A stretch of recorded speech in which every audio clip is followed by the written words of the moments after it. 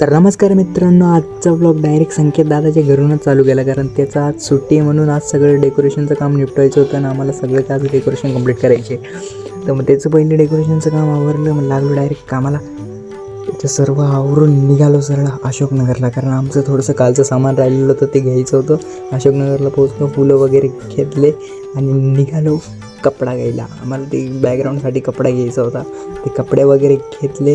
गर्दी बघू शकता भाई, काय गर्दी होती, कारण गणपती सीझन आहे. मला लायटिंग वगैरे पण घेतली आणि निघालो घरी आल्यावर पहिले बाबा आणि मी आता लागलो कामाला. कटर मशीन कापून बेस ठोकायला लागलो, कारण आम्हाला बेस कंप्लीट करायचं होतं. बाबांनी मेजरमेंट घेतली, काय काय करायचं आहे ते सर्व बाबांनी आम्ही कामाला लागलो. आणि हा फायनल लुक आपल्या बेसचा. मग गेलो जिनेला भेटलो. जिने खूपच खेळायसाठी एक्साइटमेंट होते यार, खूपच क्यूट दिसते यार.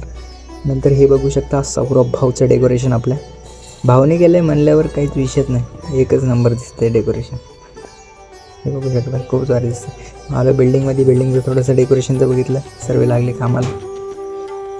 त्यांचं तर वेगळंच मेजरमेंट चालू आहे. स्टेज वगैरे बांधून घेतला, हे सगळं मजबूत केलं. आणि यांचं बघा कन्व्हर्शन चालू आहे, यांचं कन्व्हर्शन चालू आहे. मग आलो की एक क्युटीचं शूट होतं, त्या क्युटीच्या शूटला आलो. तिचं शूट 2-3 लोकेशनवर गेलो, तिचं शूट करायचं होतं गणपती बाप्पासोबत. शूट करता रात्रच झाली. एक लोकेशनवर आलो होतं, ते मंदिर बघू शकता तुम्ही, खूपच छानपैकी सजवलं होतं यार हे मंदिर. निघालो तिथून. आजचा ब्लॉग खूप मोठा झाला आहे. आज सर्व काम निपटवलं संडे होता. चला भेटूया उद्याच्या ब्लॉगमध्ये.